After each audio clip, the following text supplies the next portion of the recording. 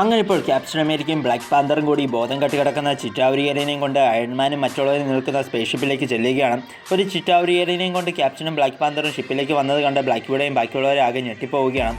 ആ ചിറ്റാവരിയേലിൻ കാരണം തൻ്റെയും ബാക്കിയുള്ളവരുടെയും ജീവൻ അപകടത്തിലാകുമെന്നും ഇത് ചിറ്റാവരിയേലിൻ്റെയോ ആ ക്ലേസറിൻ്റെയോ വല്ല കെണിയും വല്ലതുമായിരിക്കുമോ എന്ന ഒരു സംശയം ബ്ലാക്ക് വിഡോയ്ക്കും മറ്റുള്ളവർക്കുമുണ്ട്.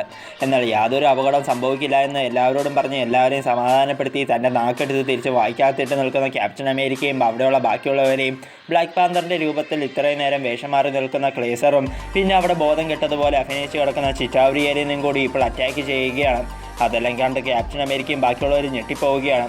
മാത്രമല്ല ക്ലേസറിനോടും ചിറ്റാവരിയേലിനോടും ഫൈറ്റ് ചെയ്യുന്നതിൻ്റെ ഇടയിൽ ഹാങ് പിമിൻ്റെ ഭാര്യയായ വാസ്പിന് കാര്യമായി പരിക്കേറ്റു. മാത്രമല്ല ഇപ്പോൾ അവിടെയുള്ള ഒരു ചെറിയ വിമാനത്തിൻ്റെ ഉള്ളിൽ ക്ലേസറും ആ ചിറ്റാവരിയേലിനും കയറിയിട്ട് തൻ്റെ ഈ ലൊക്കേഷൻ നോക്കി അറ്റാക്ക് ചെയ്യുവാൻ ബഹിരാകാശത്തുള്ള ആ വലിയ ചിറ്റാവരിയേലിൻ ഷിപ്പിലുള്ള ആളുകളെ കോൺടാക്ട് ചെയ്ത് ക്ലേസർ അറിയിച്ചിട്ട് ക്ലേസർ ആ ചെറിയ വിമാനവുമായി അവിടുന്ന് പറന്നു പോയതും അപ്പോൾ തന്നെ സ്പേസിലുള്ള ആ വലിയ ചിറ്റാവരിയേലിൻ ഷിപ്പ് ക്ലേസറിൻ്റെ നേരത്തെ ലൊക്കേഷൻ നോക്കി ഇപ്പോൾ ക്യാപ്റ്റൻ അമേരിക്കയും ബാക്കിയുള്ളവരും നിൽക്കുന്ന ഷിപ്പിനെ സ്പേസിൽ നിന്നും വെടിവെച്ച് ഇല്ലാതെയാക്കുവാൻ തുടങ്ങുകയാണ്.